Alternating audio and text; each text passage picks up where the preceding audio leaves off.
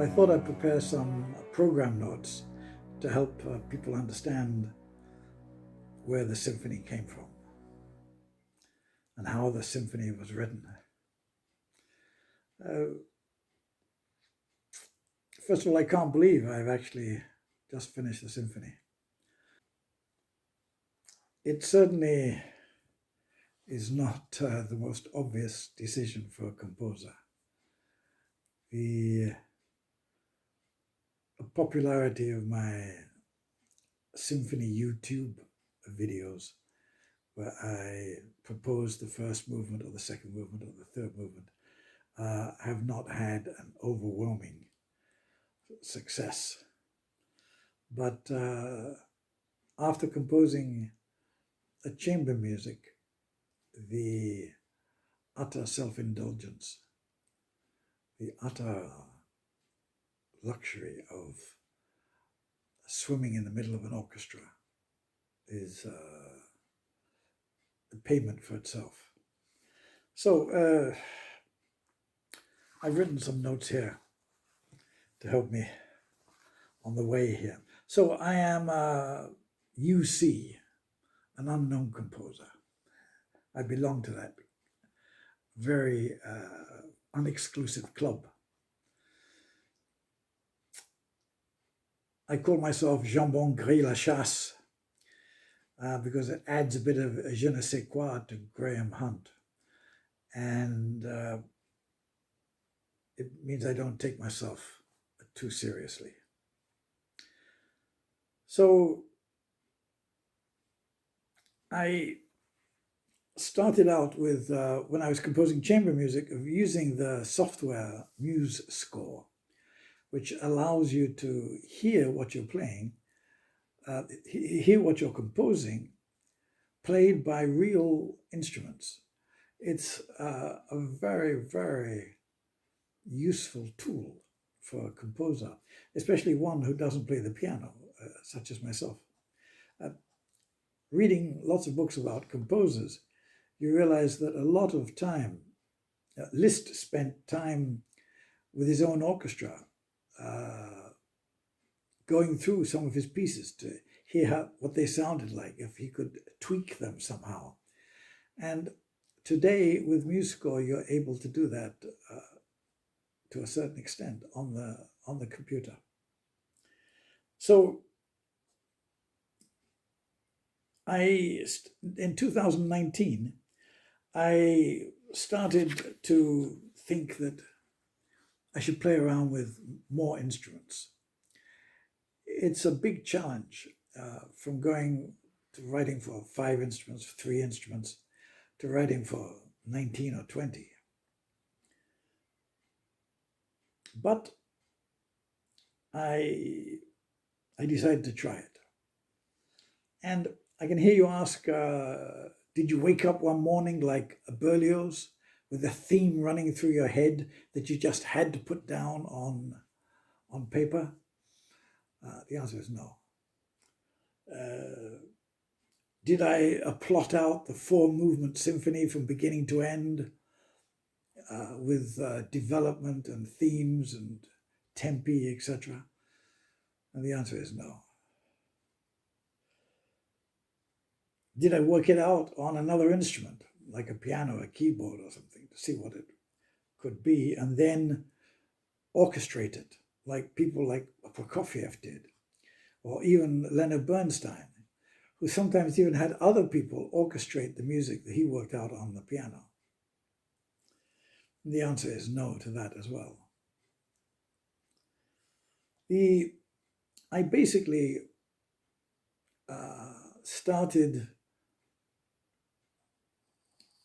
with a theme. I thought I would use some music that I've already written and try and make an orchestral version of that, or an orchestral development of some of the themes that I particularly liked and enjoyed. And I mean, basically nobody has heard these things before, so there's not going to be a lot of, I've heard that before, I already heard your last piece, now you're just reusing it. But I mean, many famous composers did that.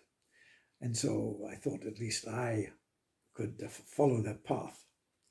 And so I started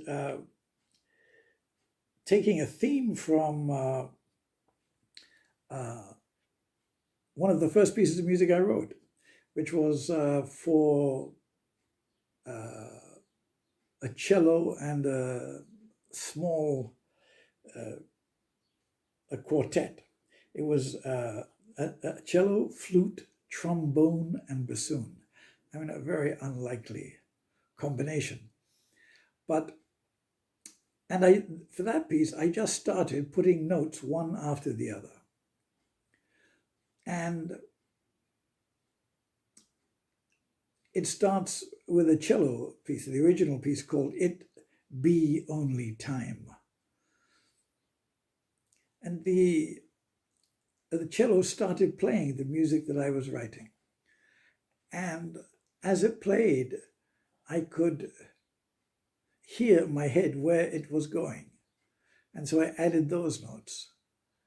And then I added more notes, and then I could see where it was going. And I played the music I'd written back, being played by my very patient a cello software. And suddenly the phrase went on for quite a few bars. I think 13, I think I have here. And then I finished with a chord, a very simple chord, a chord played by the flute, the trombone, and the cello. And I couldn't believe the sound, the effect of that chord. I thought, wow, does that sound good? I mean, I'm my own first appreciator. And so it went on, just following the conversation between these instruments. And so I thought I would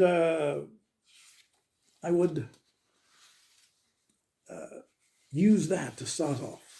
And that's how the first movement starts off. And then I developed the theme using other instruments. I added a intermezzo with that harked back to my chamber music writing.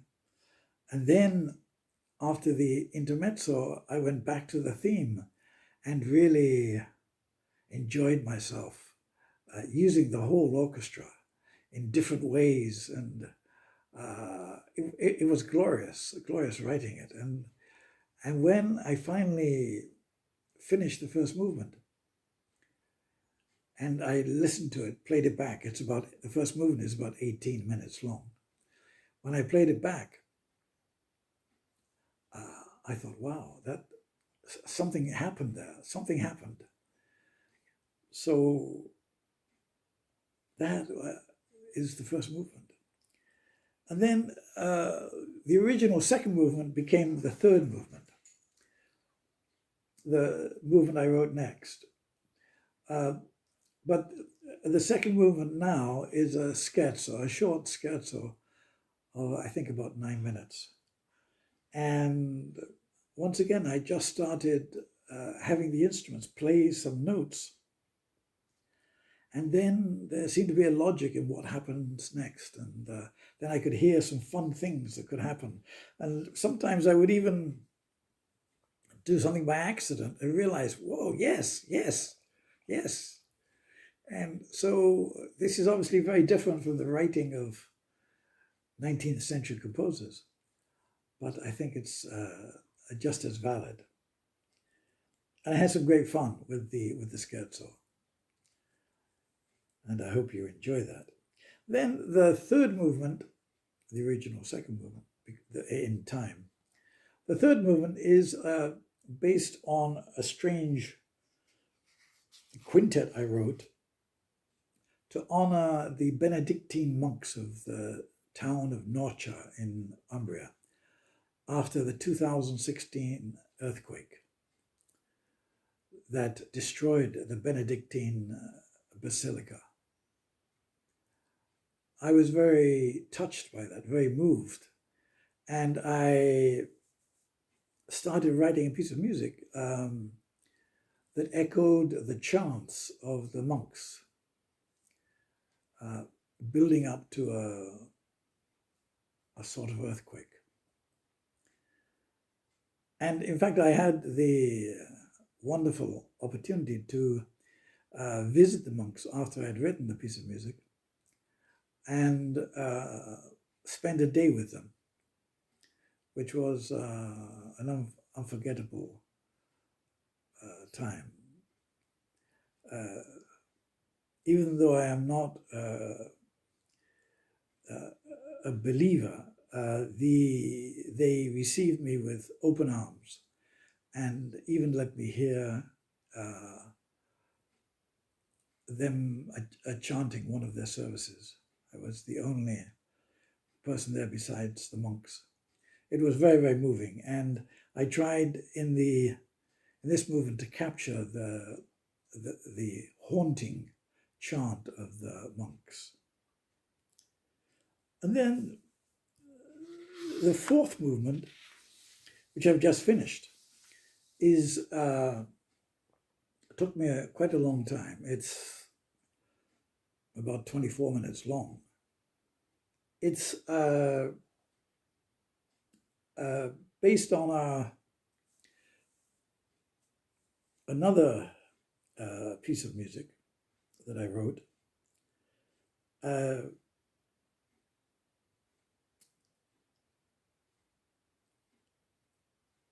When I wrote this piece of music originally for a recorder, for recorders and a string trio. And I was staying on the south coast of England in a rented house in the summer in a place called Pevensey. And I ended up calling this little chamber piece a Pevensey poem. And this I started by just having the recorder, this lone primitive recorder, play notes. And play notes almost out of time. And I realized in the end that I was fusing 6/8 time and 3/4 time in what was originally apparently an uncomfortable melody.